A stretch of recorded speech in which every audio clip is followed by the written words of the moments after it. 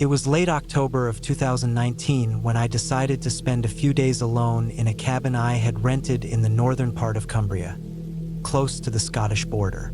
I had taken time off work after months of long hours and constant city noise. The idea was simple, just a quiet break, away from traffic, phones, and the constant pull of people. The cabin was small and set on the edge of a dense woodland, with no neighbors in sight. The road leading there was narrow, with long stretches of hedgerows and occasional stone walls. And once I arrived, I realized how completely isolated it was. The nearest small village was a good 5 miles away, and even that only had a few shops and one pub. The cabin stood on a patch of grass, its roof slightly mossy, and the wood around the windows looked worn from years of harsh weather. The first night was calm. The temperature had dropped low enough that the grass in the morning was wet with frost, and a thin fog clung to the trees. I spent most of the day walking along the trails behind the cabin, taking in the smell of damp leaves and the sound of my boots on the muddy ground. Inside, the cabin was basic, just a single bedroom, a living area with a small wood-burning stove, and a kitchen with old but working appliances. There was no television, no internet, and my phone signal dropped the moment I stepped inside. On the second evening, just as the light was fading, I was sitting at the small table by the window, writing in a notebook. Outside, the fog had thickened, and the last of the daylight gave everything a dull, bluish tone.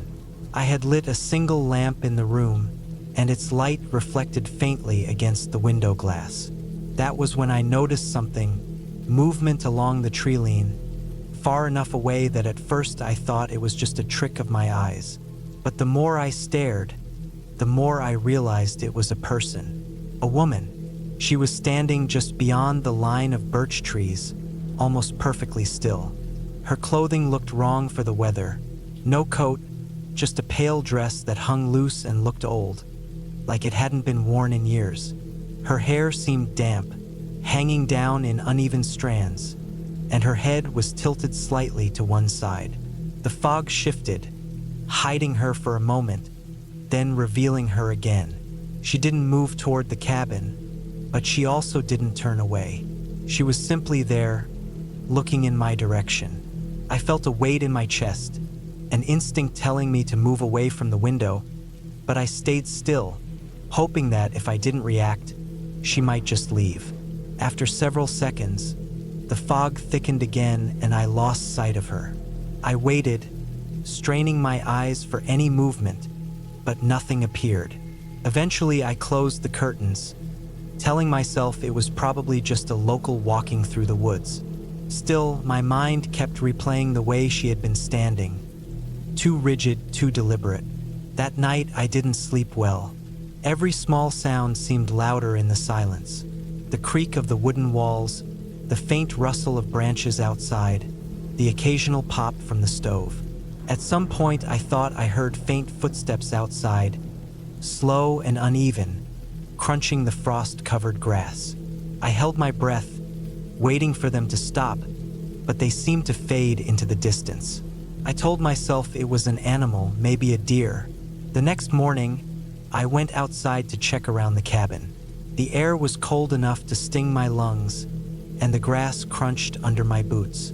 On the far side of the cabin, near the edge of the trees, I saw faint impressions in the ground.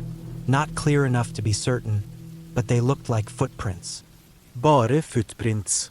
They led from the tree line toward the back of the cabin, then back out again. My stomach tightened as I followed them a few steps, but the ground became too hard and frozen to see more. The day passed slowly. I stayed mostly inside, keeping myself busy with small tasks, splitting wood, boiling water for tea, trying to read.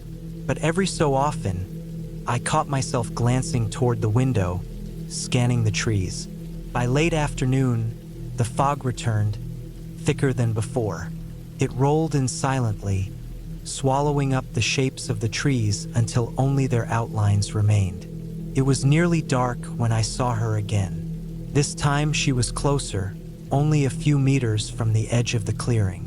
She stood partially hidden by a tree, her pale dress almost glowing in the dim light. She wasn't looking directly at me, but rather toward the cabin, her head turning slightly as though she was listening. I stayed low, peering through a narrow gap in the curtain. My heartbeat felt heavy and slow, each thud loud in my ears. She didn't move for a long time, and I wondered if she knew I was watching her. After several minutes, she stepped back into the fog and disappeared. The moment she was gone, I realized how tense my body had been. My shoulders ached, my jaw was tight, and I was gripping the edge of the table hard enough to make my fingers sore.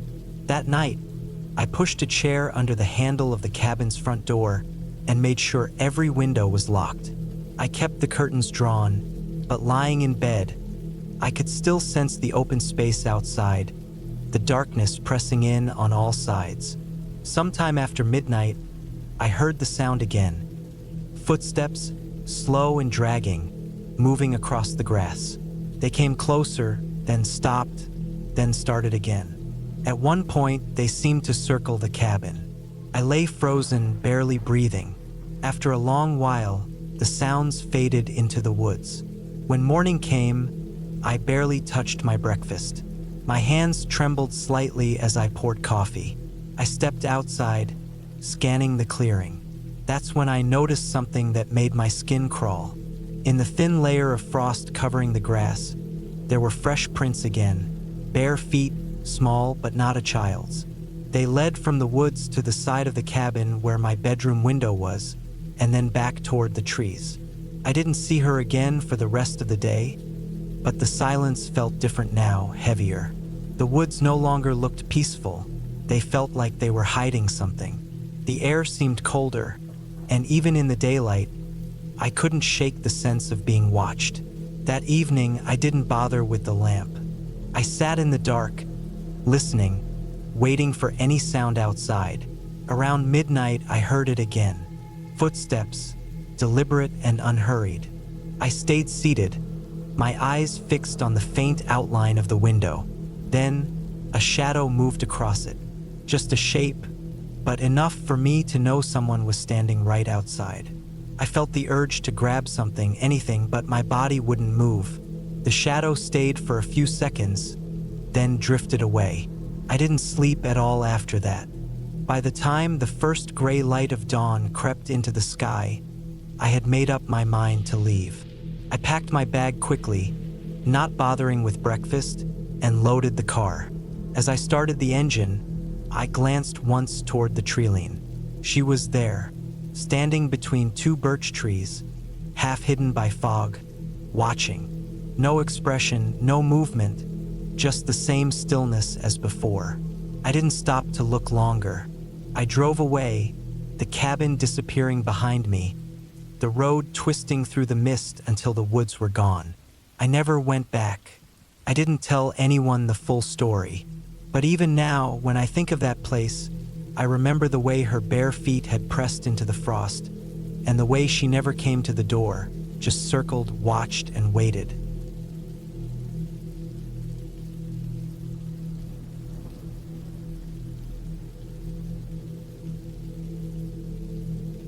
It had been almost 8 months since my ex-wife, Hannah, passed away. Even now, saying those words in my head felt strange. We had been divorced for years before it happened, and our lives had gone in completely different directions. We hardly spoke after the split, but there was always this quiet understanding that the other still existed somewhere out there. When I got the call about her sudden death, I didn't know how to react. There was no big scene, no outburst of emotion, just a hollow feeling that stuck with me for weeks, like something unfinished had been left hanging in the air. She had owned a small cabin deep in the woods outside of Milford, Vermont. She bought it right after the divorce, and I'd only seen it once, during the early stages of the sale. Back then, it had been a plain, unfinished building with rough pine walls and no electricity. After she died, her brother called me to let me know he was clearing out her belongings. He said the cabin was still full of her stuff and that I could come by if I wanted to take anything before they sold it. I didn't want to, but I couldn't shake this quiet pull I felt toward the place. Maybe it was guilt. Maybe I just wanted to see the last spot she called home. In late October, I finally drove out there, taking the narrow, winding dirt road that cut through miles of red and gold autumn trees. The air was cool and damp, smelling faintly of rain and decaying leaves. The last stretch of road was barely wide enough for my truck, with deep ruts from where water had run downhill during storms. The woods here felt different, denser, the branches leaning toward the road as if to close it in. I hadn't been back in these parts for years, but I remembered how quickly the world seemed to fall away once you got this far from town. When I finally saw the cabin, I stopped for a minute before getting out. It looked older than I remembered, the pine siding gone gray from weather and streaked with dark patches of moss. The metal roof was speckled with rust, and a stack of firewood sat against the wall, half collapsed and rotting. The grass around the place was high and wet from last night's rain, bending under its own weight. The key her brother had mailed me fit stiffly into the lock. The door scraped the floor when I pushed it open, and the smell inside hit me. Stale air, faint mildew, and something else. Something faintly sweet but unpleasant, like fruit left out too long. The cabin was small, one big room with a low ceiling and a loft above. The wood stove sat in the corner, cold and full of ash. Her things were everywhere. Boots lined up by the door, a coat draped over the back of a chair, mugs on the counter with dried rings at the bottom. There was dust on everything, but it was the kind of dust that settles over time, not the thick layer you'd expect if a place had been abandoned for years. I started moving through the space slowly, not looking for anything in particular. There were shelves of books, some of them the same ones we used to keep at our old place. Her handwriting was in the margins of a few little notes and underlines in pencil. In the small kitchen area, I found unopened canned goods, some long past their expiration dates. In the bedroom corner, the bed was still made. The blankets were neatly folded, but there were indentations in the pillow like someone had been sleeping there not too long ago. That gave me a strange feeling. Her brother had said no one had been out here since the funeral. I climbed the narrow ladder to the loft. It was even dustier up there, with old boxes stacked to one side. Most of them were filled with clothes, photo albums, and random household items. But near the far wall, I saw a small, battered duffel bag. It wasn't dusty like the rest. When I unzipped it, I found a set of men's clothes, work jeans, flannel shirts, socks, and a pair of heavy boots.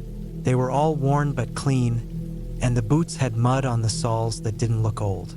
The more I looked, the more I noticed little details that didn't fit. A mug on the counter downstairs had fresh coffee stains, darker than the old dried rings in the others. The firewood stacked by the stove wasn't gray or brittle. It looked freshly cut. I crouched by the wood and saw that the ends were still pale, not yet darkened from exposure. My first thought was that maybe her brother had been staying here on and off, but he lived almost 5 hours away. Even then, he would have said something. The other possibility sat heavier in my mind. Someone else had been here, maybe still was. The woods outside were silent, but that kind of silence isn't ever really quiet. There's always the faint rustle of leaves, the drip of water, the groan of trees shifting in the wind. I stood there for a long time, just listening, trying to pick out anything unnatural. Once or twice, I thought I heard something faint, a quick crack of a stick, a soft thud, but it could have been anything. I went back to the truck for a flashlight, even though it was only late afternoon. The light in the cabin was dim from the overcast sky, and I wanted to check the shed out back. It sat maybe 30 yards from the main cabin, half hidden by a line of bare maples. The door was closed but not locked. Inside, there were tools hanging from hooks, a workbench covered in sawdust, and an old cooler sitting on the floor. When I lifted the cooler lid, the smell hit me first. Meat, raw and starting to turn. Inside, there were several packages of butcher-wrapped cuts, but no ice, no attempt to keep them cold. The paper was damp in spots where blood had soaked through. Whoever left it hadn't been gone long.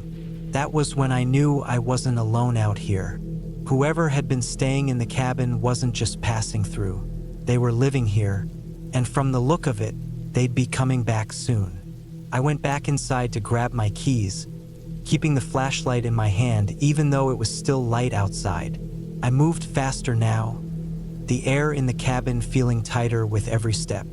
I grabbed a photo of Hannah from the shelf without thinking, more out of instinct than sentiment, and headed for the door. As I stepped outside, the first raindrops started to fall, cold and heavy. The trees shifted with a sudden gust, their branches clacking together. I didn't look back until I was halfway to the truck, and when I did, I saw it just for a second. A figure, standing in the shadow of the cabin's doorway, too far for me to make out clearly. I didn't wait to see if they would step forward. I climbed into the truck, started the engine, and turned around on the narrow road, the tires slipping in the wet grass. The rearview mirror showed the cabin growing smaller behind me, the figure gone now, but the image of it was burned into my mind.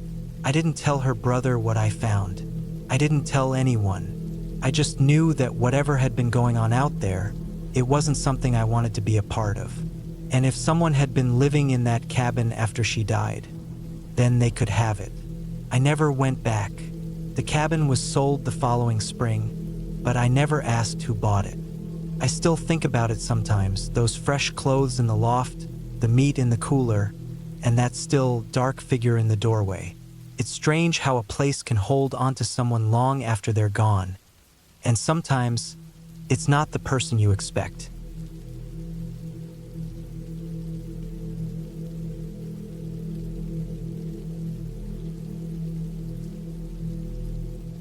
It was late autumn of 2016 when I was assigned to stay alone for a week at one of the old park ranger cabins deep in the Pine Hollow Reserve in northern Idaho.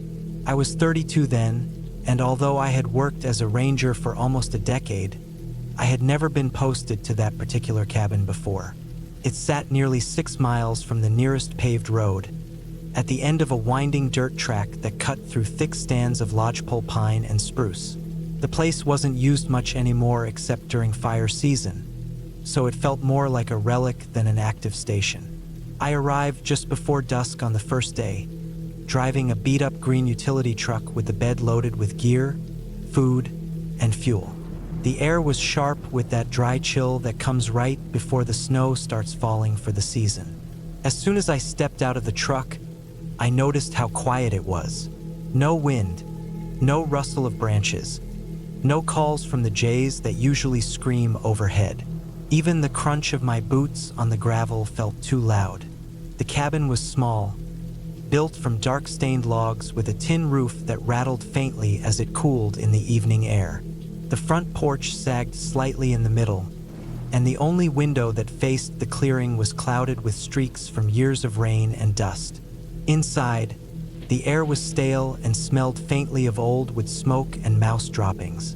The main room had a wood stove in one corner, a table with 2 chairs, a counter with a sink, and shelves lined with dented cookware. Off to the side was a narrow door leading to a single bedroom with a cot, an old wool blanket, and a metal locker for personal gear. I set to work right away, unpacking, stacking firewood by the door, and checking the small fuel generator at the back. By the time I had the place warmed up and a lantern going, the last light was gone from the clearing outside. That first night passed quietly, though I didn't sleep well.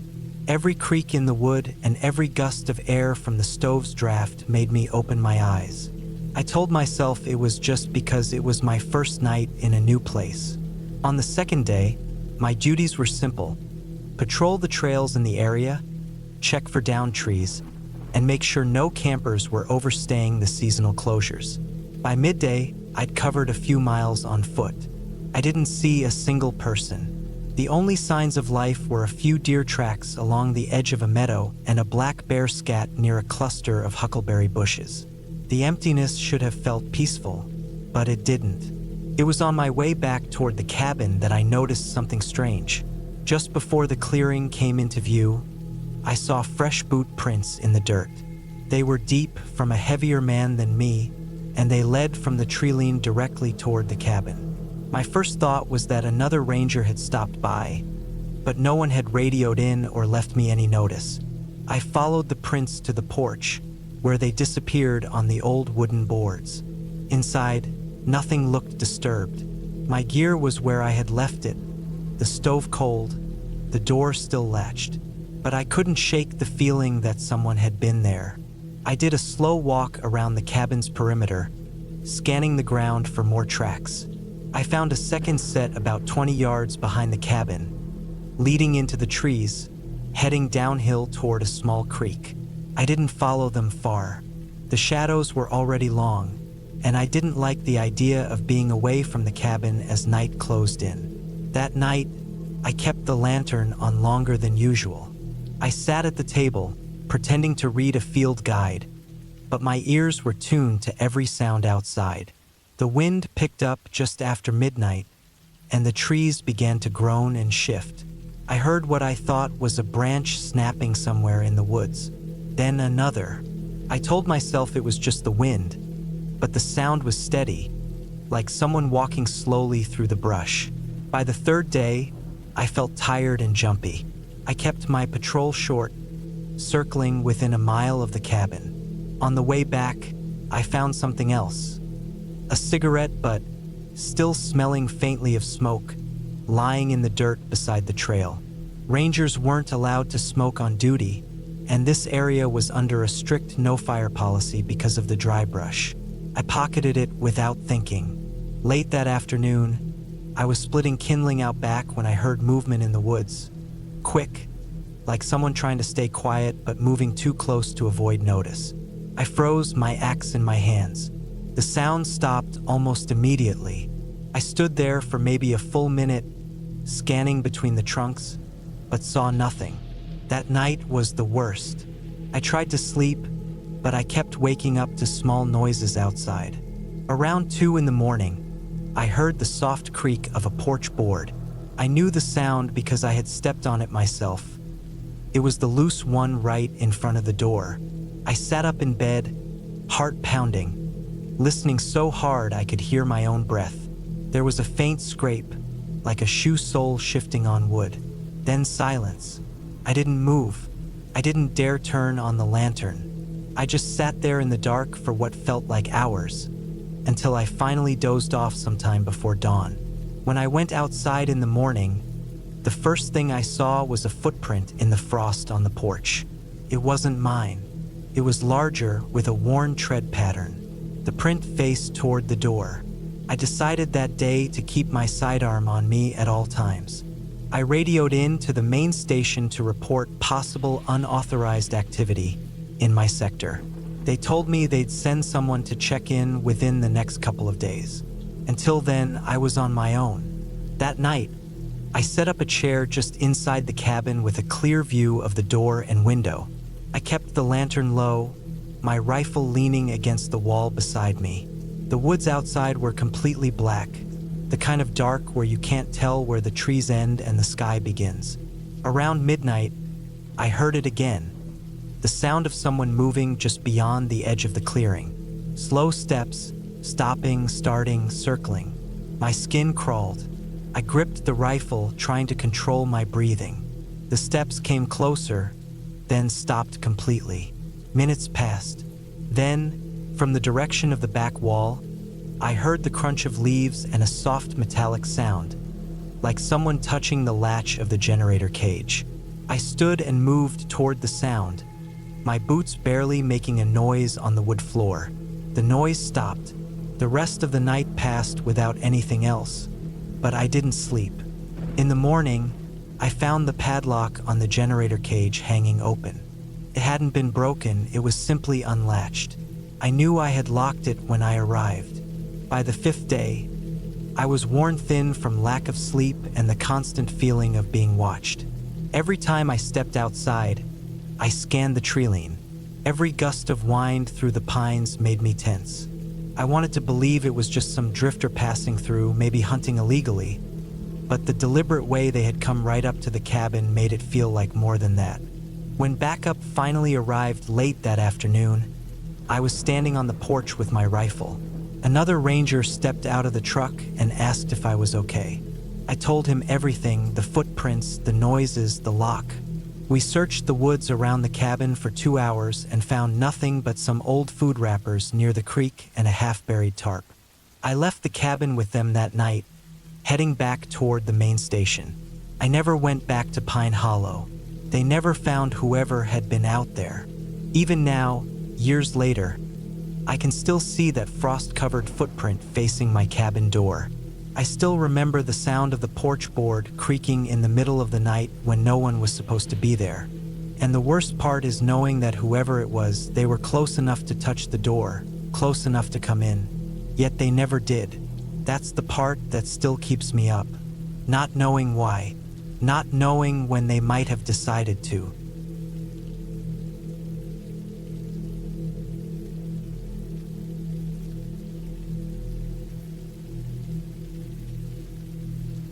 It was late October of 2014 when I decided to spend a few days in the woods outside of Whitefield, New Hampshire. I had been wanting to get away from the noise of town for a while, and I had this idea that I could finally start building the small cabin I had been dreaming about for years. I didn't have much money, but I had saved enough to buy some basic supplies. Hand tools, a small axe, a saw, nails, a tarp, and a few boards to get me started. The plan was to use fallen logs from the area and whatever scrap wood I could haul in from my truck. I wasn't expecting to get the whole thing done, but I wanted to at least have the walls framed and a roof up before winter snow hit. The spot I picked was about a 25-minute hike from where I could park my truck, tucked back behind a thick line of pines and near a small creek. The place felt hidden enough that nobody would just stumble across it unless they were looking. I had been there a few times before, just walking around and scouting, so I knew the layout of the land. The ground sloped gently toward the creek, and the soil was soft but not swampy. I liked the idea of hearing the water at night. The first day went well. I worked until the sun went low, sweating even though the air was cool, cutting and dragging heavy logs, stripping them down with my axe, stacking them in neat piles. By the time I set up my small tent near the work site, I was exhausted. I ate a quick dinner from a can, zipped myself in, and slept through the night without trouble. The second day, the weather started changing. The air felt heavier, the wind sharper. By noon, the sky had gone gray, and the first drops of rain started to fall. I pulled on my jacket and kept working, figuring it would blow over. But by early afternoon, it was obvious it wasn't going anywhere. The rain grew steadier, soaking my clothes, making the wood slick in my hands. Every swing of the axe felt slower, heavier. The soil around my boots turned dark and soft, sucking at my heels. I decided to keep going anyway. I told myself that if I could at least get the main beams in place, the rest could wait. I measured and cut 2 long support logs and hoisted them into position, driving nails in with a hammer that slipped now and then in my wet grip. My tent was a few yards away, but I didn't want to stop yet. The rain had a way of making me work faster, like it was daring me to get something done before it drowned the day. By the time the light started to fade, I had 3 sides of the cabin framed, the 4th side open for what would be the door. I stretched a tarp over the top, tying it down tight between nearby trees, just to keep the area somewhat dry. The sound of rain hitting the tarp was loud, a constant drumming that made the woods feel quieter in every other way. I cooked a small meal on my camp stove and ate under the tarp, sitting on an overturned bucket. I remember noticing how the rain smelled different out there. Stronger, almost metallic, mixed with the sharp scent of wet pine.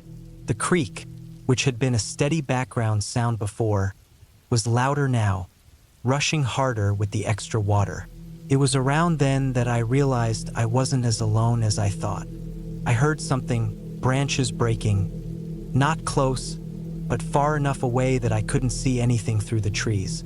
At first, I told myself it was just the wind or maybe a deer, but a few minutes later, I heard it again, a little closer. Slow, spaced out breaks, like someone stepping on dead wood with careful weight. I froze, listening hard, my food forgotten in my hands. The rain made it harder to tell exactly where it was coming from, but I knew it was somewhere uphill. I waited. The sound stopped. I sat there another 5 minutes, every nerve awake, then decided I was probably just imagining it. Still, I didn't like the idea of being out in the open, so I packed up my things and moved into my tent. Inside, I laid down on my sleeping bag, listening to the rain drum on the nylon above me. I thought I'd be able to fall asleep quick, but every time I started to drift, I heard something faint. Not branches this time, just movement. The kind that's hard to put into words, but you know it when you hear it. Something shifting in wet leaves. A small scrape against wood. Once, even what sounded like a breath. I told myself over and over that it was an animal, maybe raccoons, maybe a coyote nosing around. But there was a certain weight to the steps that didn't feel right. Animals move quick, nervous. This sounded measured, steady. The kind of sound you hear when a person is trying not to be heard. The rain kept falling harder. My tarp outside started to sag under the weight of water, and every so often, a rush of it would spill over the edge, splashing down. I stayed still, barely breathing, waiting for the night to pass. Hours seemed to crawl by. At some point, I heard something touch the side of my cabin frame. Not loud, just a faint knock like a knuckle or the edge of something tapping against the wood. I gripped my small hatchet in the dark and stared at the tent wall. I didn't move, didn't make a sound. The rain masked a lot, but I was sure I could hear slow steps moving away after that. Fainter, fainter, gone. The rest of the night, I didn't sleep. I just lay there, staring into the dark, listening. By morning, the rain had slowed to a drizzle. Everything outside looked darker. The soil chewed up with deep footprints from my boots and something else. I saw impressions in the mud near the open frame of the cabin. They were long, narrow, human, barefoot. The edges of the prints were blurred from the rain, but the size told me enough. They weren't mine. I didn't even think about breakfast. I took down my tent, stuffed everything into my pack, and hauled it back to the truck in one trip. The whole way, I kept looking behind me, convinced I'd see someone following, but the woods were empty. The air was still heavy with rain, the ground soft under every step. When I finally reached the truck, I threw everything in and slammed the door. My hands were shaking as I turned the key. I didn't look back when I drove away. I didn't stop until I was 20 miles down the road. I never went back to finish that cabin. I don't even know if the frame is still standing out there, half-built and rotting in the rain. I just know I'm not the only one who's been in that spot, and whoever was there with me that night wasn't lost and wasn't wandering. They were watching, and that's reason enough for me to leave it alone forever.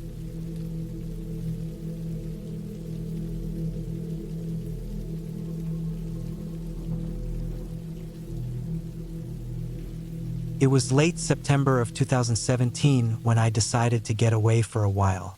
I had been spending too much time around people, too much time in crowded places, and my head felt clogged.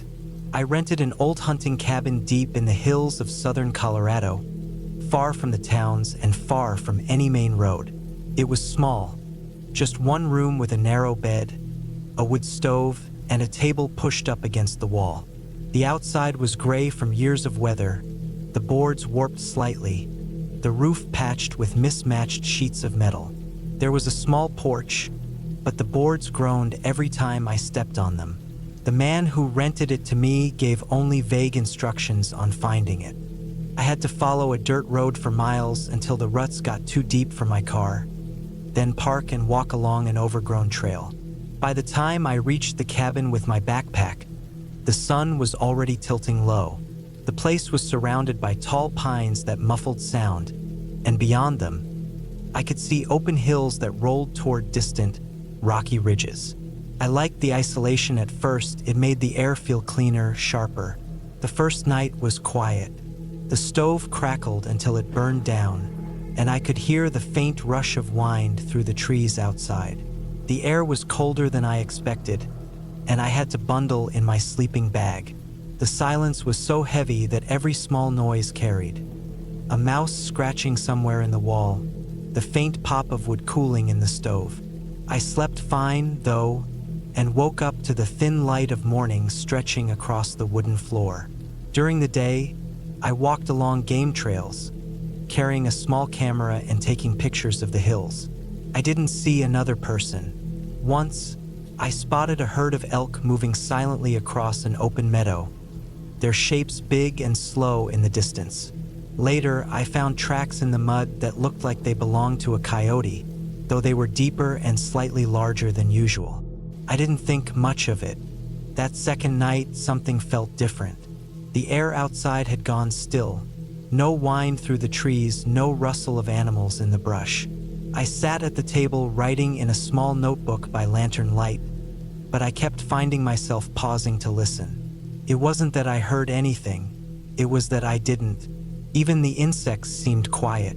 Around midnight, I heard a sound from the treeline. It was faint at first, like a single step on dry needles. Then another. The steps weren't steady, they came, then stopped for a long pause, then came again. My first thought was deer, maybe elk moving through, but they usually travel in groups and the sound was too deliberate, too slow. I set down my pen and listened harder, holding my breath. The footsteps stopped again. For several minutes, there was nothing. Then I heard something else. A low, short sound, almost like a cough, came from the same direction as the steps. It was strange enough to make me stand and walk quietly to the window.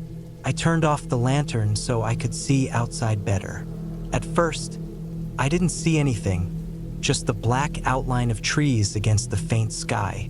Then, between two of the pines, I saw movement. Something stood there, halfway hidden. I couldn't make out its shape fully, but it looked like a person. Tall, thin, hunched slightly forward. I felt a sudden heat in my chest. My body's reaction before my mind could catch up. I stayed still, watching. The figure didn't move, didn't shift its weight like a person normally would. It just stood there.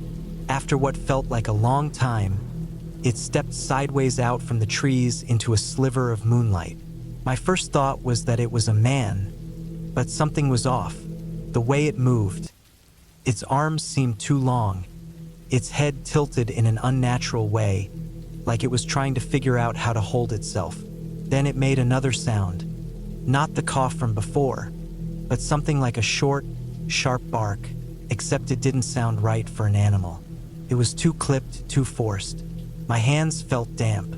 I backed away from the window slowly, trying not to make the floor creak. I kept the lantern off and sat in the dark for a while, listening. At some point, I realized it wasn't standing still anymore. I could hear it moving again, slow and irregular, circling. I imagined it trying to see through the dark windows, maybe trying to smell me. The idea made my stomach twist. An hour might have passed before the sounds faded into the distance. I didn't sleep that night, just sat on the bed with my boots on, gripping the flashlight. The next morning, I went outside cautiously. There were prints in the dirt about 20 feet from the porch. They weren't like any tracks I recognized, long, narrow, with toes that seemed too long, the stride uneven. I followed them a short distance into the trees before stopping. The trail felt wrong. Branches bent low, scattered clumps of fur caught on the bark, like something had been moving through in a way animals normally didn't. The third night was worse. I tried to keep the lantern on, thinking light might keep whatever it was away. But around the same time as before, I heard it again, those slow, unsteady steps. This time, it came closer, and I could hear the sound of its breathing through the walls. It wasn't heavy, like a bear's. It was fast and shallow, almost like it was excited. I sat at the table, staring at the door. The breathing stopped for a moment, then something brushed against the porch. a dragging sound like fingers over the wood. My skin felt tight. Then, from directly outside the window, I heard a sound that made my whole body lock up. A voice. My own voice. It was faint, strained, but it said my name. Hearing it from outside in the dark, knowing I hadn't spoken, knowing no one else knew I was here, it made every hair on my neck stand up. I didn't move. I didn't answer. The voice came again, a little closer, the tone warped, like it was trying to copy the way I sounded but couldn't get it right. I stayed like that for the rest of the night, not daring to make a sound. The scratching, the steps, and the false voice eventually faded, but it was close to dawn when I realized they were truly gone. I packed my bag the moment the sun was up. The air outside was colder than before, and I noticed the tracks again. Fresh ones right up to the door, pressed deep into the dirt. They led back into the trees, where they disappeared into the brush. The walk back to my car felt twice as long. Every few minutes, I'd glance over my shoulder, half expecting to see something step out from the tree-line. I didn't see it again, but I felt it, like it was somewhere out there watching me leave. When I finally reached the dirt road, I didn't stop. I drove without looking in the mirror until I hit the highway. Even now, thinking back, I can still picture the way it stood between the trees that first night, its head tilted wrong, like it was learning how to be something it wasn't. I never went back to that cabin, and I never will.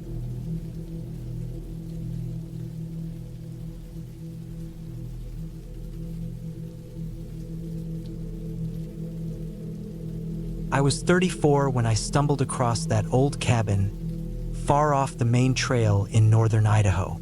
It was mid-October, cold enough that my breath came out in white clouds, but still before the snow really started. I had gone out on a weekend trip to hike and clear my head, carrying only a small pack, some food, and my sleeping bag. I wasn't even supposed to be anywhere near that part of the forest, but I had followed a narrow deer path after lunch just to see where it went. The deeper I walked, the quieter it became, like the trees were swallowing all sound. The trail ended at a stretch of thick brush, and when I pushed through it, I saw the place sitting about 50 yards ahead, partially hidden between tall firs. At first, I thought it was some kind of hunter's shack, but as I got closer, I could see it was much older. The wood was gray and warped, the roof sagging in the middle, and the windows either boarded up or shattered. The air around it felt heavy, and I could smell the dampness coming off the rotting boards. There were no signs of recent use, no footprints, no tire tracks, no trash, just years of neglect. I walked around it slowly, my boots crunching on old pine needles. The front porch tilted forward, its railing broken in two places. The door was cracked near the bottom like something had once kicked it hard, but it still hung on rusty hinges. One of the back windows had a jagged hole in the glass, just big enough to see the darkness inside. When I put my face close to the opening, the smell hit me. Mold, wet wood, and something faintly sour, like spoiled food. I should have turned back right there, but curiosity made me step onto the porch. The boards groaned under my weight. Inside, the floor was littered with leaves and dirt blown in through the holes. There was a table in the middle of the main room, its legs uneven, and a few chairs that looked like they would collapse if anyone sat on them. In one corner, there was a cast iron stove, red with rust, and next to it an old tin bucket filled with ashes so light they puffed into the air when I touched it. The walls were bare except for deep scratches in the wood. Some were low, like from an animal, but others were higher, like they'd been made by a tool or knife. In the far corner, a narrow staircase went up into shadows. I could see parts of the steps bending, ready to give way, but I went up anyway. My hand slid along the rough banister, catching on splinters. The second floor was even darker. The air was colder up there, as if the place never saw sunlight. There were two small rooms. One had a bed frame with no mattress, just rusted springs covered in dust. The other room's floorboards were warped, with a large gap near the wall where I could see straight down to the first floor. On the wall near that gap, someone had nailed a thick piece of rope into the studs, like they had used it for hanging something heavy. I didn't want to be in there too long, so I went back down. But as I stepped into the main room again, I noticed something I'd missed before. Near the stove, in the shadows, there was a trapdoor. It was small, barely wider than my shoulders, and covered with a thin sheet of metal that had rusted to a deep brown. The handle was just a loop of bent wire. I hesitated before pulling on it. The hinges screeched as it came up, releasing a stronger wave of that sour smell, mixed now with something sharp, almost metallic. A narrow ladder led down into a dark space. I lowered myself into it, my boots hitting packed dirt. The ceiling was low enough that I had to stoop. My eyes adjusted slowly, but the outlines of objects started to appear. Old jars lined up against the wall, some cracked, their contents blackened and unrecognizable. A metal chair stood in the middle, its seat covered in dark stains. In the far corner, there was a wooden crate with its lid half pried open. Inside it, a pile of clothes. They weren't folded or stacked, just thrown in. Some were torn, others stiff like they had been wet and left to dry. A single boot lay on its side, caked in mud. None of it looked new, but none of it looked like it had been there for decades either. I felt my stomach tighten as I backed away from it. The air in the basement seemed to close in the longer I stood there, so I climbed back up, shutting the trapdoor hard. I didn't want to think about it anymore. I stepped outside into the cold air, and the forest felt strangely silent, as if the cabin had stolen all the noise. I started heading back toward the trail, but after maybe 20 minutes of walking, I realized I wasn't going in the same direction I had come from. I didn't remember passing the wide, fallen tree that now lay across my path. The sky was already turning a darker gray, and the temperature was dropping fast. My hands were numb inside my gloves. I finally saw the same patch of brush I had pushed through earlier and stepped back into the small clearing where the cabin was. My chest sank. Somehow I had looped right back to it. I didn't waste time, just walked past it without looking, forcing myself deeper into the woods in what I thought was the right direction. But half an hour later, there it was again, sitting between the trees like it had been waiting. By then, the light was almost gone, and I couldn't risk wandering in the dark. I knew I'd have to spend the night inside. I set up in the main room near the stove, keeping my sleeping bag zipped up to my neck. Every creak in the woods sounded like a footstep. The smell from the trapdoor seemed stronger at night, like it was seeping into the air. I kept my flashlight close, but didn't turn it on much, afraid to see more than I needed to. I didn't sleep. The forest outside was dead quiet, but inside, I swore I could hear faint, slow movements from upstairs. Not footsteps exactly, but the sound of wood straining under weight. Once, I thought I heard the faintest scrape, like rope brushing against wood. When morning finally came, the light through the broken windows was thin and cold. I didn't waste a second packing my things. I avoided the back of the room where the trapdoor was and left through the porch, moving fast. This time, I picked a straight direction and didn't stop, not even to drink water. I walked for over an hour before I finally came out onto a dirt logging road. Later that day, when I told a ranger about the cabin, he said there weren't any structures in that area anymore. Not since the 1970s when a fire swept through. He said maybe I had mistaken it for an old storage shed from a mining claim, but there hadn't been any cabins left standing for decades. I didn't argue, I just nodded and let it drop. But I knew what I'd seen, and I knew what was in that basement. I never went back into those woods again.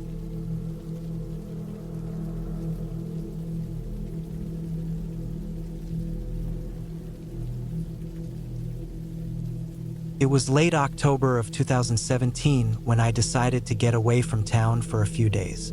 I had been working nights at a warehouse and my schedule left me feeling restless all the time. A friend had told me about an old cabin out past the county line, not far from a small graveyard that nobody really visited anymore.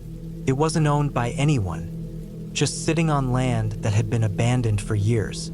He had said it was quiet and isolated, perfect for someone wanting peace. The drive there was long and the road got worse the further I went. At first it was smooth pavement, then cracked asphalt, then dirt and gravel. By the time I reached the clearing where the cabin sat, the road had narrowed to what felt like a trail. Trees crowded in on both sides, and the branches were bare except for a few dead leaves clinging on. The air was colder than it had been in town, and it smelled faintly of damp earth and something like rotting wood. The cabin was small, one story, with a sagging roof and walls stained from years of weather. The wood looked dark from age. The windows were cloudy, and one had a crack running across the glass. The door was warped but still locked with a rusty padlock. The key I'd been given fit, though I had to jiggle it hard. Inside, it smelled like dust and stale air. There was a single room with a bed frame, an old table, and a wood stove. The floorboards creaked with every step. I didn't plan to spend much time indoors. My goal was to rest, hike, and maybe take some photos of the surrounding woods. But I couldn't help noticing how close the graveyard was. From the cabin's front steps, I could see it through the trees about 200 yards away. A stone wall barely higher than my knees surrounded it, and the headstones leaned in different directions like they'd been slowly sinking. Some were broken in half. That first evening, I set up my sleeping bag on the bed frame and unpacked some canned food. The sun went down earlier than I expected, and by 6 p.m. the woods were already in deep shadow. The silence out there was heavy. Even the usual noises, crickets, whined through the leaves, seemed faint. I went outside to stretch my legs before it got completely dark. The graveyard was more visible now without the sunlight in my eyes, and I found myself walking toward it without really thinking. The stone wall was cold when I leaned on it. I glanced over the graves and saw how many of them had no readable names anymore, just worn stone. A few had sunken so far into the ground that only the tops were visible. The grass was patchy and uneven, and there were a few spots where the dirt looked like it had been disturbed more recently than the rest. Lighter in color, looser. I told myself it was probably animals. When I got back to the cabin, I lit the stove for warmth, popped and hissed as the wood caught. I sat in the flickering light for a long time, not really tired but feeling like I should try to rest. Sometime after midnight, I woke up to a faint sound outside. It wasn't loud, but it was sharp enough to cut through the stillness. A single dry snap like a twig breaking. I lay there holding my breath. A few seconds later, I heard it again, and then something softer, like footsteps in grass. I told myself it could be a deer or a raccoon. Still, I reached for my flashlight and shone it toward the window. The glass reflected most of the light back at me, but I thought I saw movement in the trees. I stood there for a long while, staring, until I didn't hear anything else. Eventually, I went back to bed, though I didn't really sleep much. The next morning was cold and gray. I walked to the edge of the graveyard again and noticed something odd. Near one of the newer-looking stones, though newer still meant at least a couple decades old, there were fresh boot prints in the dirt. They were clear, the edges sharp, meaning they couldn't have been more than a day old. The prints led from the wall toward the far corner of the graveyard and then disappeared into the woods. I didn't see anyone around. The nearest house was miles away. I tried to shake it off, thinking maybe it was some hunter passing through. I spent the day exploring a small stream about half a mile away, but the thought of those boot prints kept slipping back into my mind. That night, I made sure to lock the cabin door and keep my flashlight within reach. The stove's fire burned low, giving off a dull orange glow. I was lying there, eyes closed, when I heard it again, those faint steps outside. Only this time they were closer, slower, like someone trying not to be heard. I sat up, holding my breath, and the creaking sound of a foot on the wooden porch made my stomach drop. I didn't move. My flashlight was in my hand, but I didn't switch it on. I just listened. After a few seconds, there was the soft scrape of something against the door. Not pounding, not even knocking, just the light drag of something across the wood. Then silence. I stayed awake for hours, my ears straining for the smallest noise. Eventually, the stove went out and the cold crept in. When the sun came up, I opened the door. There were fresh prints on the porch, the same tread pattern as the ones in the graveyard. They led away toward the trees but stopped before the wall, as if whoever made them had stepped carefully into the grass to avoid leaving a trail. I didn't want to admit I was scared, but I was. The piece I'd been looking for wasn't here anymore. I packed my bag and loaded the car. As I turned to take one last look at the cabin, I noticed something new on the ground just beside the porch steps.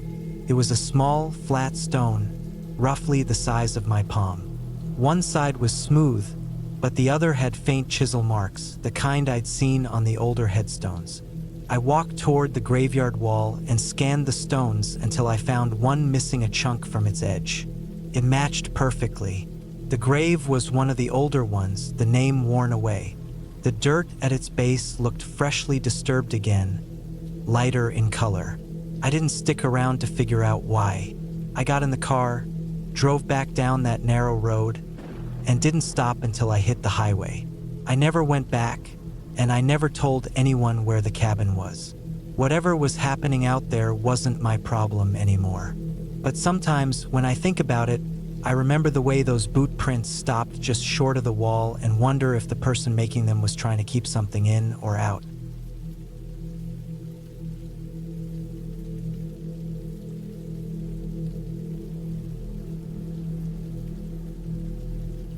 It was late October of 2016 when I decided to take a solo hunting trip to a small cabin I knew about in northern Wyoming. I was 33 then, and I'd been hunting since I was a teenager, so I thought I knew what I was doing. The cabin wasn't anything special, just an old wooden structure about 8 miles off the main road, sitting near a thinning patch of pine forest with a narrow creek running behind it. I'd been there twice before with friends, but this time I wanted the quiet. I wanted to hunt mule deer, maybe an elk if I got lucky, and spend some time away from everything. I left my truck parked about a mile down the rough dirt track because the ground was soft from recent rain, and I didn't want to get stuck. I carried my pack, rifle, and some extra supplies up the rest of the way.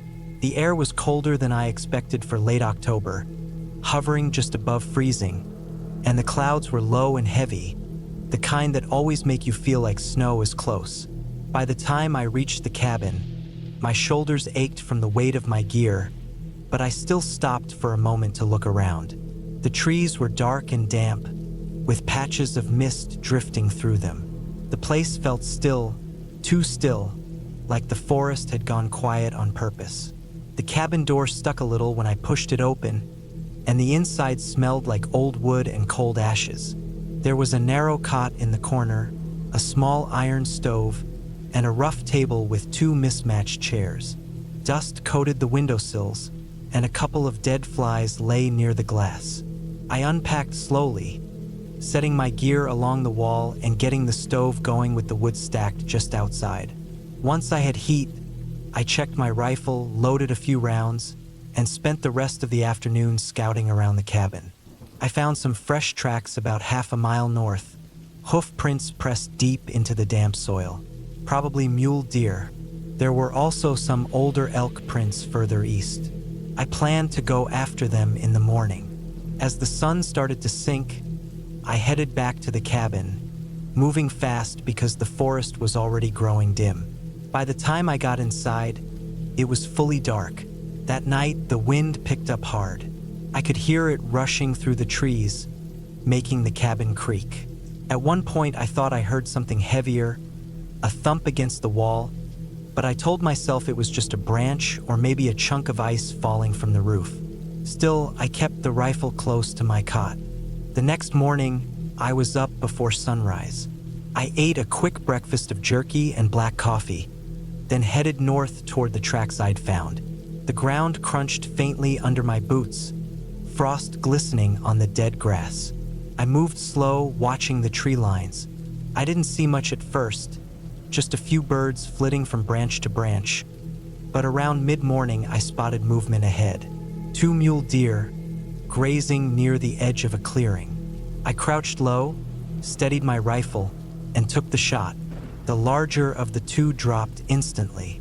Dragging the deer back took the better part of an hour, and by the time I reached the cabin, my hands and arms were burning from the effort. I hung the carcass from a low beam outside to skin and dress it later. The clouds had gotten thicker, and a faint snow started drifting down. That's when I noticed the footprints. They weren't mine. These were fresh, pressed into the soft soil near the side of the cabin. Bigger than my own boot size, maybe size 12 or 13, and spaced in a way that told me whoever made them was moving quickly. They came from the tree line, went right up to the cabin wall near the back window, and then disappeared back into the woods. I stood there a long time, staring at them, my breath coming out in pale clouds. I hadn't heard anything last night except the wind. If someone had been out here, they'd have had to hike miles through rough terrain in the dark. And for what? The cabin had nothing worth stealing. I walked the perimeter twice, checking for any other signs, but there was nothing, just those prints. I kept telling myself it could have been a hunter passing through, maybe just curious about the place. But the way they stopped right at the window bothered me. For the rest of the day, I didn't go far from the cabin. I kept my rifle with me even when I stepped outside to get water from the creek. Every sound in the forest felt sharper, closer. I didn't see anyone, though, and as the afternoon wore on, I started to relax a little. That night, I couldn't sleep. I kept imagining footsteps outside, shadows moving past the window. The wind had died down, so the forest was dead quiet, which somehow made it worse. Around midnight, I heard a crunch in the snow. I sat up instantly, heart hammering. The sound came again, 2 slow steps, then silence. I stayed perfectly still, my eyes on the dark shape of the window. After a long minute, there was another sound, this time from the side of the cabin, near the hanging deer carcass. A faint scrape, like something or someone dragging their hand along the wood. I grabbed my rifle and eased toward the window. I didn't see anything, just the faint blur of snow falling. My mouth was dry, my palms sweating against the cold metal of the gun. I waited like that for what felt like forever, but nothing happened. Finally, I forced myself to sit back down, though I didn't sleep at all. In the morning, I went outside to check. The deer carcass was gone. The rope I'd used to hang it had been cut clean through. I followed the trail, deep footprints leading into the forest, dragging marks in the snow where the carcass had been hauled. They went north for a good 100 yards before turning sharply and disappearing into a thicker section of trees. I followed for another half-mile before stopping. I didn't like the feeling in my gut. Whoever had taken it hadn't been trying to hide their tracks, and that meant they either didn't care if I followed, or they wanted me to. I turned back. When I got to the cabin, I packed everything up fast. I didn't even bother to eat. The whole time I kept glancing at the tree line, half expecting to see someone standing there, watching. The hike back to my truck felt twice as long. Every crack of a branch or rustle of brush made me whip around, but I never saw anyone. When I finally reached the truck and threw my gear inside, I didn't even take a break. I drove straight to the main road and didn't stop until I was in town. Later, I told a few people about it, just the missing deer, the footprints, but I left out the part about hearing the steps in the night. Nobody seemed too surprised. Out there, they said, some people hunt animals and some people hunt what other hunters bring down. I never went back to that cabin again.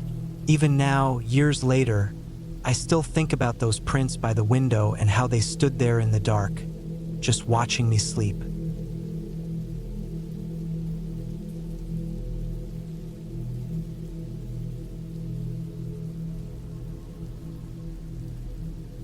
It was late September of 2016 when I drove out to my uncle's old farm in southern Iowa.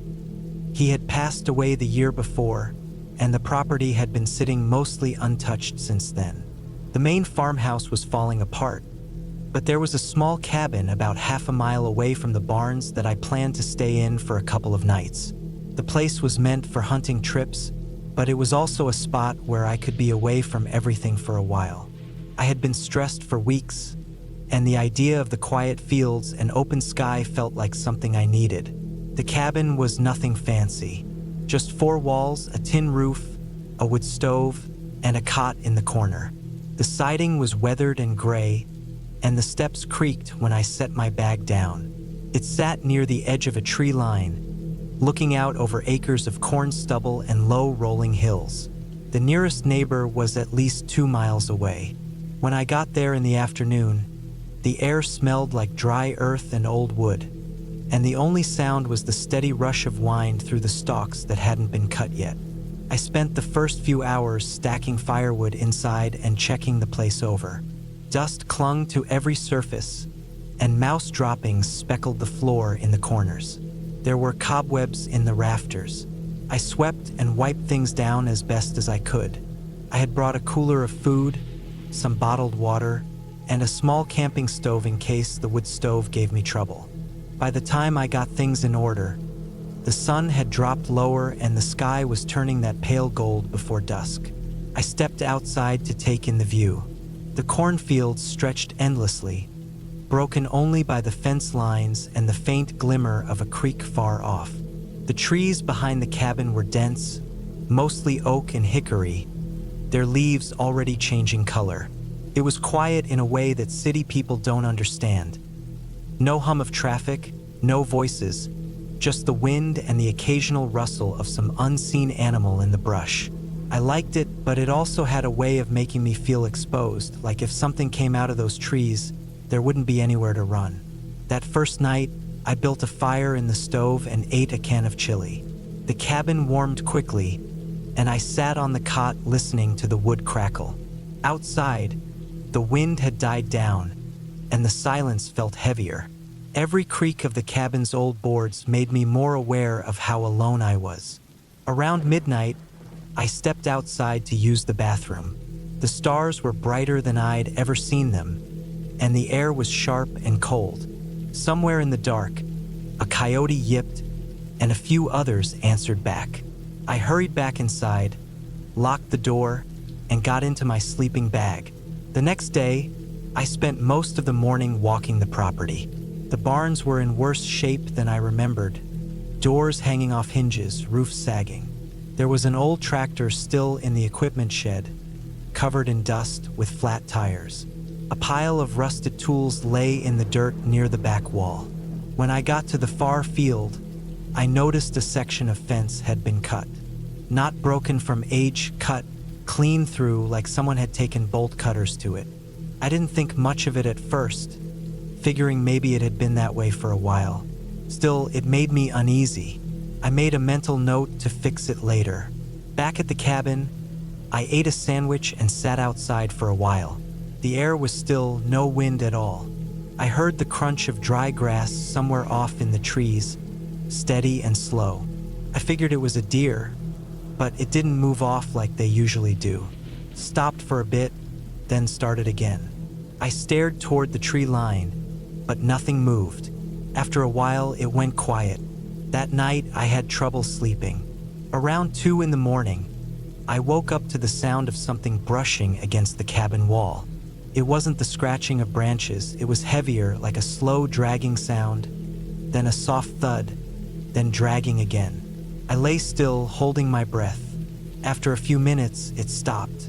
I told myself it was just a raccoon or maybe a stray dog, but my hands were shaking. The following morning, I found footprints in the dirt outside. They weren't animal tracks, they were boot prints, deep enough to be recent. They came out of the trees, circled the cabin, and disappeared back into the woods. I walked the tree line for a while, but didn't see anyone. The fields were empty. Still, the sight of those prints stayed with me all day. I couldn't figure out why someone would be out there in the middle of the night. This wasn't a place people stumbled across. I decided to stay one more night before leaving. The sun set quickly, and by dark the temperature had dropped.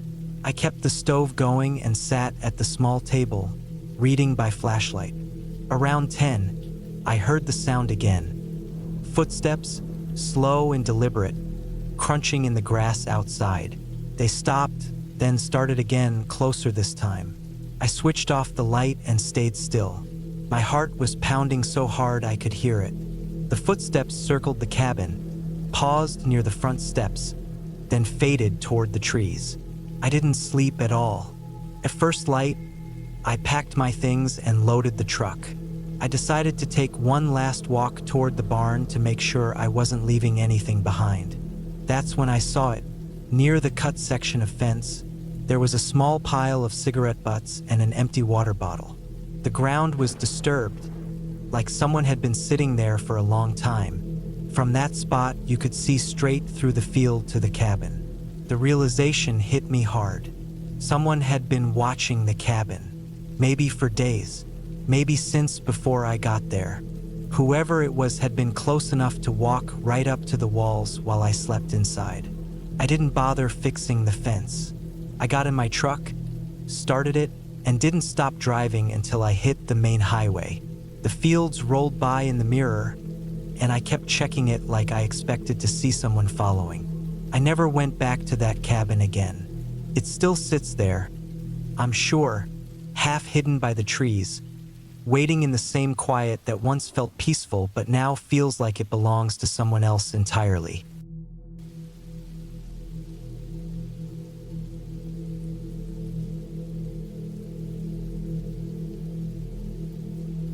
It was late October of 2014 when I decided to spend a few days alone at my uncle's old farm cabin in rural Nebraska. The place had been sitting mostly unused for years after he moved closer to town. It wasn't abandoned. He still came by sometimes to check on the property, but it had that worn, half-forgotten look. Paint peeling from the wood, weeds creeping up around the porch, rust spreading on the old tin roof. He told me I could stay there if I wanted some peace and quiet. I had been working too many long shifts at my warehouse job and thought a few nights away from the noise of the city would help me reset. The drive out there took most of the day. The land stretched on forever, flat, yellow-brown fields with wind cutting through them, carrying that dry smell of old crops and soil. When I reached the dirt road leading to the cabin, the sun was already dipping low, casting long shadows across the fields. The gravel crunched under my tires, and as I pulled up, the place stood alone in the middle of all that open land. The nearest neighbor was about 2 miles away. The cabin itself was simple. One main room with a small kitchen in the corner, a wood stove, a creaky bed in the back, and an old bathroom with a weak shower. Out behind it was a sagging barn and a few rusted-out farming machines. I unloaded my bag, started a small fire in the stove, and sat there for a while listening to the wind tapping loose boards against the wall. The first night was uneventful. I cooked a can of soup, read a little by the dim light of a lamp, and then went to bed. The wind outside kept me awake longer than I wanted, moaning against the roof and rattling the windows. At some point I drifted off, only to wake briefly in the middle of the night to the sound of something moving outside. It wasn't the wind. It was a steady, uneven crunch of footsteps on dry ground. I lay still, listening. The sound faded after a while, and I told myself it was probably a stray animal or maybe a deer. Eventually, I fell asleep again. The next morning, I stepped outside to a cold breeze and pale light. The fields were quiet. I wandered a little, checking out the barn. Inside, dust hung in the air, swirling in thin beams of sunlight through the cracks. There were old wooden stalls, piles of hay gone gray with age, and the faint smell of oil and rot. I noticed something odd in the dirt near the entrance. Footprints. They weren't from boots or work shoes, but sneakers, fresh with clear tread patterns. They led from the barn door out toward the field and then vanished in the tall grass. I didn't like that. Nobody had any reason to be out here. My uncle had told me no one came by anymore. Still, I tried to push it from my mind. Maybe a local kid wandered out here for fun. I spent the rest of the day chopping some wood and walking along the edge of the property. By the time the sun began to set, the air was sharp and cold again. That night, I kept the lamp on a little longer than before. I tried reading, but I kept catching myself glancing toward the windows. The wind had picked up again, and every so often I thought I heard faint crunches outside. I told myself I was just on edge because of the footprints. Around midnight, I finally turned the lamp off and lay in the dark, listening to the stove pop and settle as the fire died. Sometime later, a noise woke me. It was faint at first, a soft scrape against the wall outside. Then it came again, a little louder. My chest felt tight as I lay there, trying to breathe quietly. The scrape moved along the side of the cabin, then stopped near the back where my bed was. I could hear it through the thin wall, slow, deliberate steps. Then nothing. I stayed frozen for what felt like hours until I finally heard the wind pick up again. When morning came, I walked the perimeter of the cabin. In the soft dirt near the back wall were more footprints. The same sneakers. They went right up to the cabin and then away toward the barn. I didn't go into the barn this time. Something about it felt wrong. That evening, I decided to keep the rifle my uncle kept above the stove nearby, just in case. I locked the door and checked the windows twice before bed. The wind came and went in bursts, and I managed to sleep for a while. But I woke again, this time to the sound of the doorknob rattling. Slow at first, then more forceful, like someone was trying it quietly but couldn't get it open. My heart pounded so hard I could hear it in my ears. I gripped the rifle and just waited. The rattling stopped after maybe 30 seconds, but I didn't move. I stayed sitting up in bed until the first light started to show. When the sun was finally up, I walked to the road and looked for signs of a vehicle. There were faint tire marks in the gravel, fresh enough to stand out from the older tracks. They led away toward the highway. That was my last day there. I packed my things quickly and loaded up my truck. Before I left, I walked once more to the barn, keeping my distance from the door. Through a gap in the wood, I could see something in the shadows. Empty food wrappers, a dirty blanket, and a small plastic bottle. Someone had been living out there, watching the cabin, maybe even waiting for a time when I wasn't inside. I didn't bother telling my uncle until I was already back in the city. I knew whoever it was could still be out there, maybe moving from one empty farm to another. But I also knew that if I'd stayed one more night, there was a good chance they would have tried the door again, and maybe they wouldn't have stopped the second time.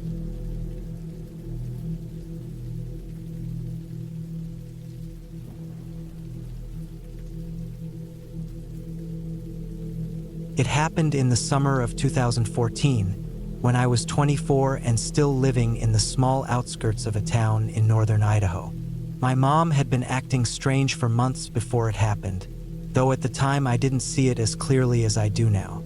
She had these quiet stretches where she'd just stare out the kitchen window for long minutes, her hands resting still on the counter like she'd forgotten she was supposed to be doing something. Other times she'd get tense over little things, like the way I closed the fridge too hard or how I folded the laundry. She didn't shout or lose her temper. It was more like she was holding something inside, pressing it down until it made her seem heavier. That summer, she suggested we spend a weekend at an old cabin her cousin had left behind after moving south.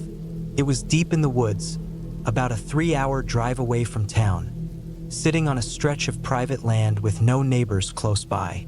She told me she wanted the peace and quiet to clear her head. I didn't see any harm in it. I packed light, just a duffel with some clothes, a sleeping bag, and my camera. The drive out there was uneventful, just winding roads lined with thick pine forest, the kind where the light barely makes it to the ground. The cabin looked like it hadn't been touched in years. It was a single-story place, weathered boards and a tin roof spotted with rust. The porch sagged on one end. There was a smell inside, old wood, dust, maybe something faintly rotten. The furniture was all mismatched and worn. The living room had a heavy stone fireplace, cold and blackened from old use. There were 2 small bedrooms, a narrow kitchen, and a single bathroom at the back. No electricity, just oil lamps and a wood stove. Water came from a hand pump outside. The first day passed slowly. We unpacked, swept out some cobwebs, and made a small fire in the stove to boil water for coffee. My mom kept stepping outside, wandering around the property without saying anything about what she was doing. She didn't bring her phone, didn't read, didn't really do anything. Just walked. Sometimes she'd disappear for 15 or 20 minutes, and I'd see her come back with this flat, expressionless look, like she'd been somewhere else entirely in her mind. By the second night, I started to feel uneasy. The woods around the cabin were dense and dark, even in daylight. At night, it was complete blackness beyond the windows. I'm not someone who scares easy, but there was something about how far we were from everything that made my skin crawl. No phone service, no neighbors, no sound except the occasional snap of a branch outside. That night, we sat in the dim glow of a single oil lamp, and I noticed my mom's hands. They were trembling. She was holding them in her lap, fingers laced together tight, but I could still see the faint shaking. When I asked if she was okay, she didn't answer. She just looked at me for a second, long enough to make me feel pinned in place, and then got up and went to her room. I stayed up a while after that, listening. The walls in the cabin were thin. I could hear faint creaks from her room, like someone pacing slowly back and forth. It must have been close to midnight when I woke to a sound that didn't fit with the usual creaks. It was sharper, closer, like a quick shuffle of feet against the wood floor. My sleeping bag was on the couch in the living room. I sat up slowly, straining my ears. Another sound came, this time from the kitchen. It wasn't steady footsteps, more like small, deliberate movements. I thought about calling out, but something stopped me. Instead, I stayed still.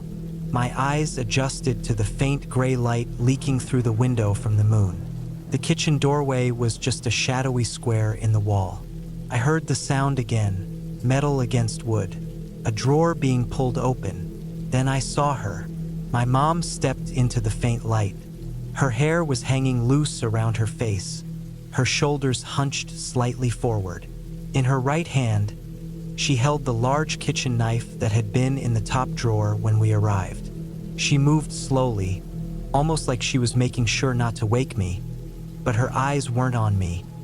They were scanning the room, flicking from corner to corner like she was checking for something. I stayed still, my breathing shallow. She stood there for maybe 10 seconds, then turned and walked toward the door.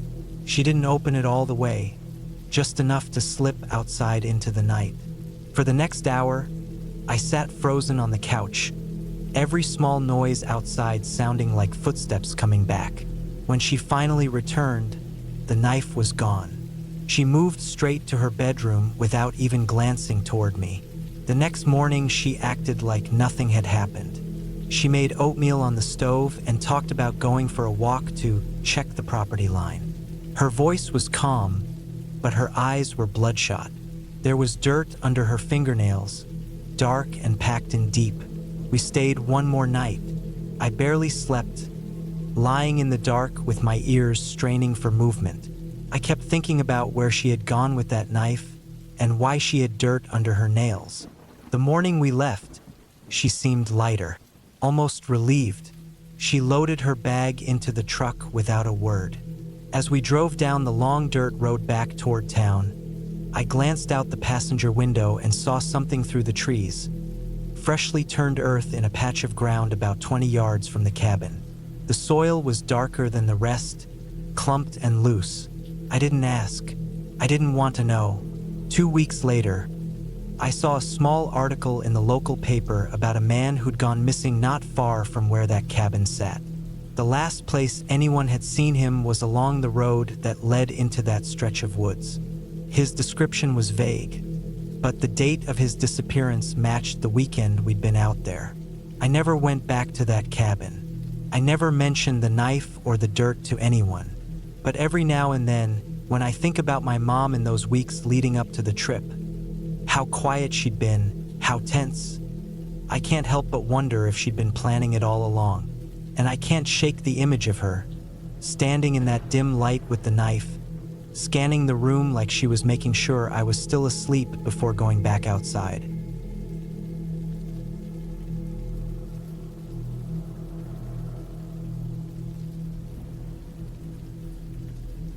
It was late autumn of 2017 when my boss, Mark, asked me to join him for a few days at his cabin in the mountains of northern Idaho. He said it was a good place to get away from the noise of the office and focus on some paperwork he'd been putting off. I didn't think much of it at first. Mark wasn't the type to invite people anywhere without a reason, but I figured it might be a quiet trip. He had told me the cabin was on his family's land, surrounded by dense forest, with a small river running about a quarter-mile away. The idea of fresh air and no cell service didn't sound so bad. We left early on a Friday morning in his old silver pickup truck. The first few hours were just long stretches of highway. Then the roads became narrower and more winding as we drove deeper into the mountains. The trees pressed closer and closer to the road, thick pines mixed with bare-limbed aspens, their leaves already gone. By the time we turned off the main road onto a gravel path, it felt like we were driving into another world. The air looked colder somehow, and the sunlight barely cut through the canopy above. The cabin appeared after almost 30 minutes of slow driving over uneven ground. It was small, with weathered wood siding and a sloped metal roof. A stack of firewood was piled haphazardly on one side. It didn't look abandoned, but it definitely looked like no one had stayed there in a long while. The nearest neighbor was miles away. Behind the cabin, the land sloped down toward the tree line, where the forest grew so thick you couldn't see more than a few yards in. Inside, the place smelled faintly of dust and old wood. There were only 2 rooms, the main space with a wood stove, a small kitchen counter, and a table, and a small bedroom with 2 twin beds. There was no electricity except for a gas-powered lantern hanging from the wall. Mark said the generator hadn't worked in years. We unpacked in silence, and he spent most of the afternoon going over the papers he had brought while I stacked wood and checked the old water pump outside. The sun went down early in those mountains. By 6, it was already dark, and the cold seemed to creep through the walls. The wind pushed against the cabin in long, slow breaths, and every so often I heard the faint snap of a branch somewhere outside. We ate canned soup warmed over the stove, then sat for a while, each in our own thoughts. It was quiet enough that every little sound seemed louder than it should be. That night, I woke up sometime after midnight. The room was freezing. The fire in the stove had burned low, so I got up to put more logs in. As I stepped into the main room, I noticed something strange. The door's latch was hanging loose. I was sure I had locked it before going to bed. A thin draft was slipping through the gap. I shut it tight and pushed the wooden beam across it. I told myself maybe it hadn't caught all the way earlier. But when I turned toward the stove, I saw something else. Small tracks in the thin layer of ash and dirt on the floor near the door. They weren't animal tracks. They were boot prints. The edges were still crisp, like they had been made recently. The next morning, I checked outside. The frost on the ground made it easy to see disturbances. About 20 feet from the cabin, near the tree line, the prints led back into the woods. I followed them for maybe 30 yards before the forest swallowed them. It felt wrong to go any farther. The air seemed heavier the deeper I stepped into the trees, like the place didn't want me there. When I got back, Mark was standing by the woodpile, staring toward the forest. He didn't say anything, but I could tell he had noticed the prints too. The rest of the day passed slowly. I kept glancing toward the windows, half expecting to see someone standing there.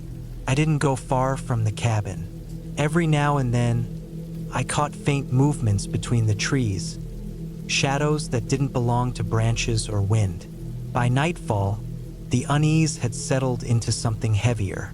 The wind had died completely, and the forest outside felt too still. That stillness pressed in through the walls as the hours went on. The lantern's light didn't reach the corners of the cabin, and I kept feeling like something was in those dark edges, watching. Around midnight, there was a sound outside, slow, deliberate footsteps circling the cabin. The snow and frost made each step soft but still clear. I didn't move from the bed. My chest felt tight, and I could hear my own breathing in the dark. The steps paused near the front door, then moved toward the window on the far side of the room. I didn't look. I didn't want to see a face staring back. The sound went on for what felt like an hour, then stopped completely. The silence afterward was worse. I waited for the sky to lighten before moving. The first light, we packed quickly. Neither of us said why. The cold outside was sharp enough to sting, and the forest seemed to close in tighter as we loaded the truck. Just before we left, I looked back at the cabin. Near the front step, there were fresh prints again. Same size as before, but this time there were more of them, circling the building over and over. We didn't stop until we hit the main road. The trees thinned, and the air felt lighter, but the memory of that sound stayed in my head. Someone had been out there, close enough to touch the walls while we slept. I haven't been back to that part of Idaho since. Mark never mentioned the trip again at work, and I didn't bring it up either. But sometimes, late at night, I still hear the slow, steady crunch of footsteps in the frost, moving just outside the edge of the light.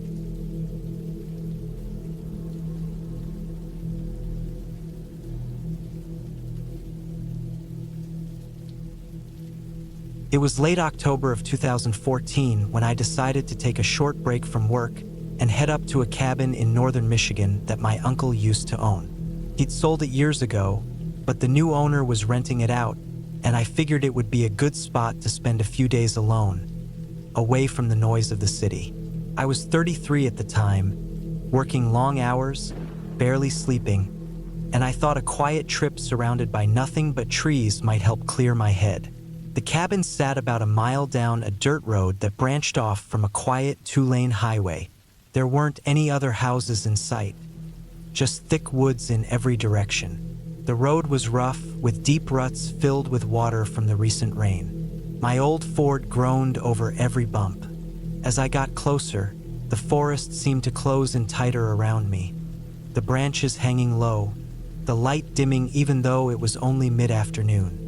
By the time I pulled into the narrow clearing where the cabin sat, I could barely see the sky.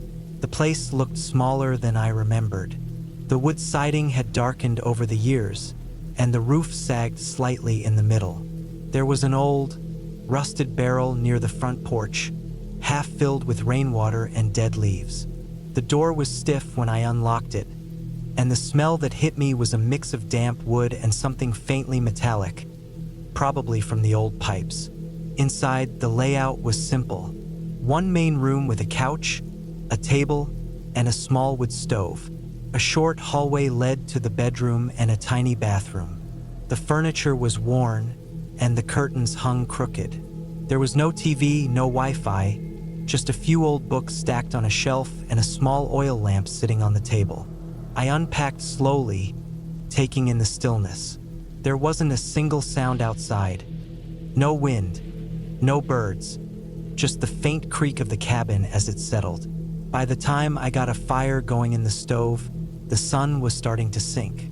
The temperature dropped quickly, and the air outside turned sharp. I stepped out to grab more firewood from the small shed behind the cabin. That's when I noticed something strange. There were boot prints in the dirt near the shed, fresh ones. They were deep, like someone had been standing there for a while. They didn't match my boots, and they trailed off toward the treeline. I stood there longer than I should have, staring into the woods. The trees were just black shapes against the last bit of fading light. I told myself it was nothing, maybe a hunter passing through earlier in the day. Still, the feeling that someone might have been watching the cabin lingered in the back of my mind. That night, I lay in bed listening to the faint crackle of the fire. The cabin made occasional noises, wood shifting, a distant drip from somewhere. But then, sometime after midnight, I heard a different sound. It was faint at first, like a light step on the porch. My heart started pounding immediately. I stayed completely still, straining to hear. Then it came again, a slow, deliberate creak, as if someone was walking right outside my door. I didn't move. My breathing felt too loud, and every second stretched on painfully long. The steps stopped, but I could feel that same strange heaviness, like I wasn't alone. After a while, the fire burned low, and I eventually drifted into a restless sleep. The next morning, frost coated the grass. I went out to check the porch, and sure enough, there were footprints again. The same tread as the ones by the shed. They led from the steps out into the woods, disappearing into the frost-covered leaves. The odd part was, there weren't any coming toward the cabin, just away from it. I kept busy through the day, chopping wood, reading a little, trying to ignore the unease. But as night came again, I couldn't shake the thought of someone out there, walking around my cabin when I was asleep. I double-checked the locks and pushed a chair up under the doorknob before turning in. Around 2 a.m., I woke up suddenly. No noise, no movement, just that same feeling of being watched. I sat up slowly, listening. Then, from the direction of the shed, I heard a faint metal clink, like something brushing against the tools inside.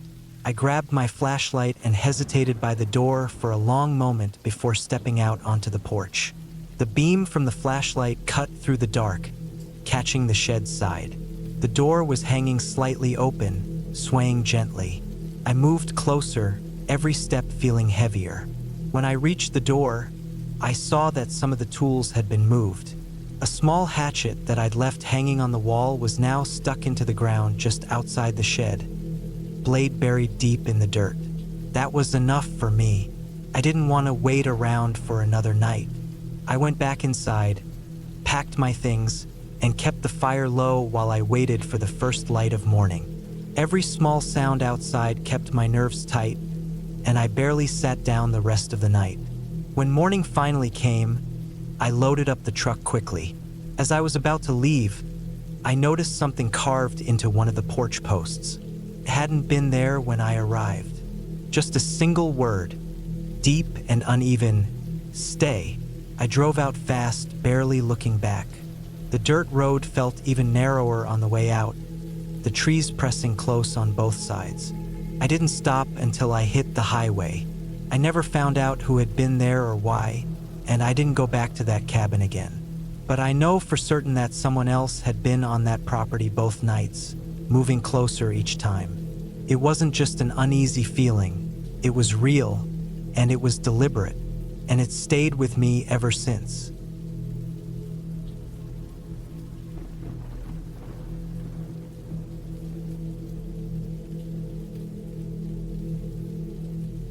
It was the summer of 2014 when I decided to take a trip out to a small cabin in the woods of northern Montana.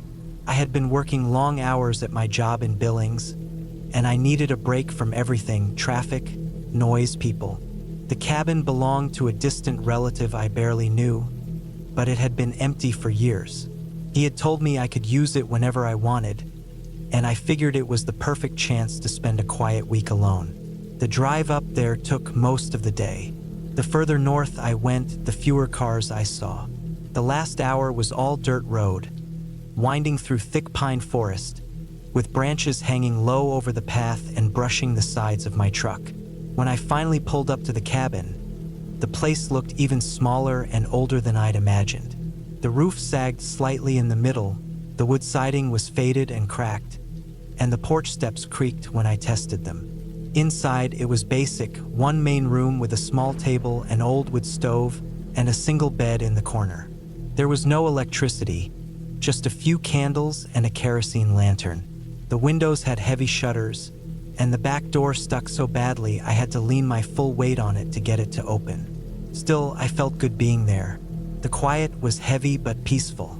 I spent that first evening chopping wood, unpacking my supplies, and watching the sky turn orange through the treeline. The first night was colder than I expected. I woke up a few times to add more wood to the stove.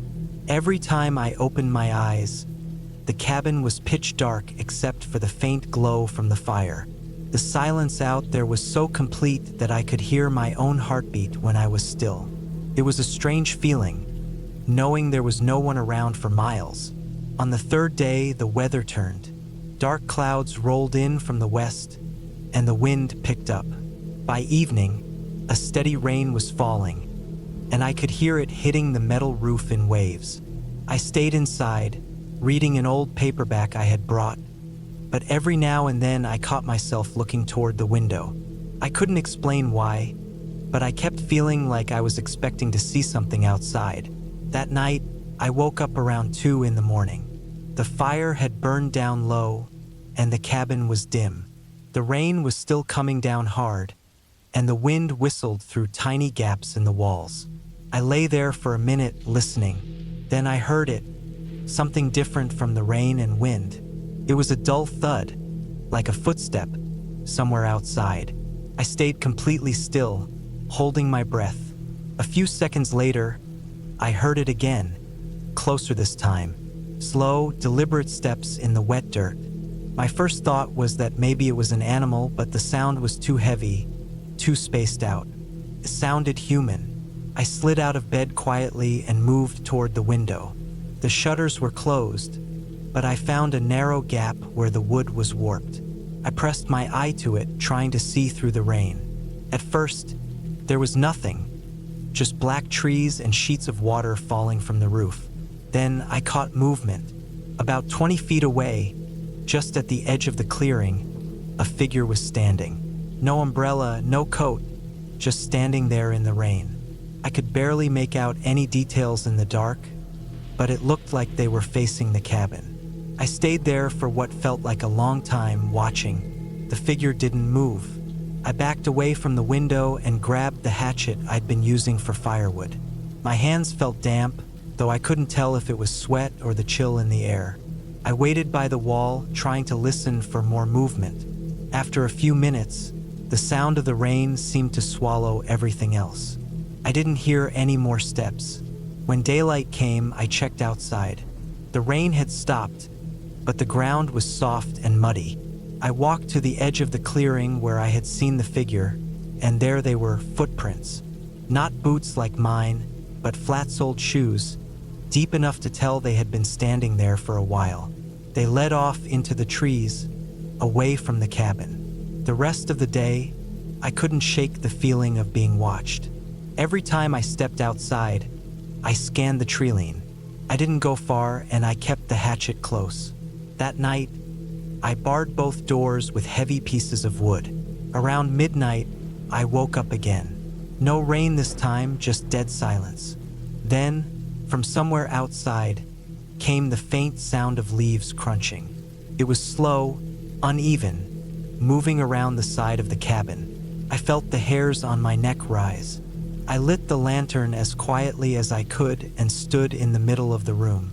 The footsteps stopped for a while, then started again near the back door.